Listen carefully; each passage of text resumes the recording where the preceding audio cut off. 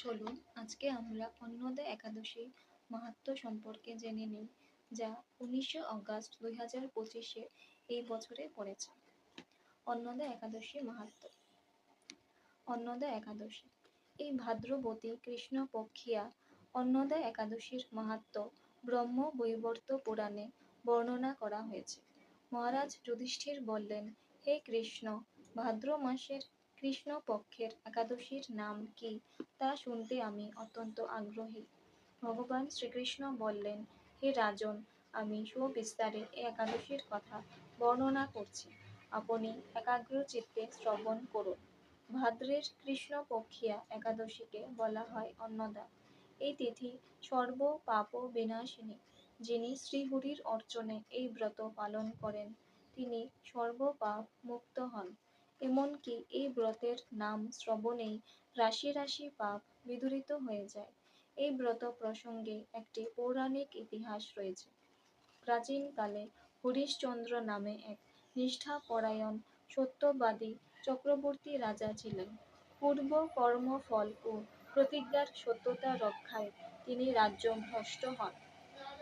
অবস্থা এমন হলো যে তিনি নিজের স্ত্রী, পুত্র এবং অবশেষে নিজেকেও পর্যন্ত বিক্রি করতে বাধ্য হলেন।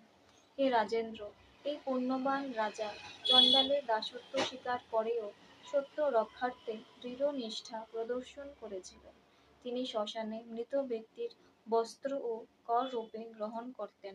এইভাবে তার বহু বছর কেটে গেল। দুঃখ সাগরে নিমজ্জিত হয়ে কি করি, কোথায় যাই, কিভাবে এই দুর্দশা থেকে উদ্ধার পাই, এই চিন্তায় তিনি দিন রাত্রি বিভোর হলেন। এমন সময় দৈবক্রমে বড় দুঃখী গৌতম ঋষি রাজার কাছে এলেন। রাজা মুনিকে দর্শন করে ভক্তি ভরে প্রণাম করলেন। করজোড়ে তার সামনে দাঁড়িয়ে একে একে নিজের সমস্ত কথা জানালেন। রাজার দুঃখের কথা শুনে মুনিবর বিস্ময়াপন্ন হলেন। অত্যন্ত ব্যথিত হয়ে তিনি বললেন, হে রাজন, ভাদ্র মাসে কৃষ্ণপক্ষের একাদশী অন্নদা নামে জগতে প্রসিদ্ধ। আপনি এই ব্রত পালন করুন। এই ব্রত প্রভাবে আপনার সমস্ত পাপের বিনাশ হবে। আপনার ভাগ্যবশত আগামী 7 দিন পরেই এই তিথির আবির্ভাব হবে। ওই দিন উপবাস থেকে রাত্রি জাগরণ করবেন। এইভাবে ব্রত উদযাপনে আপনার সমস্ত পাপ ক্ষয় হবে। হে রাজন, আপনার পুণ্য প্রভাবে আমি এখানে এসেছি জানবেন। এই কথা বলে গৌতম মুনি অন্তর্হিত হলেন। ঋষিবরের উপদেশ মতো তিনি শ্রদ্ধা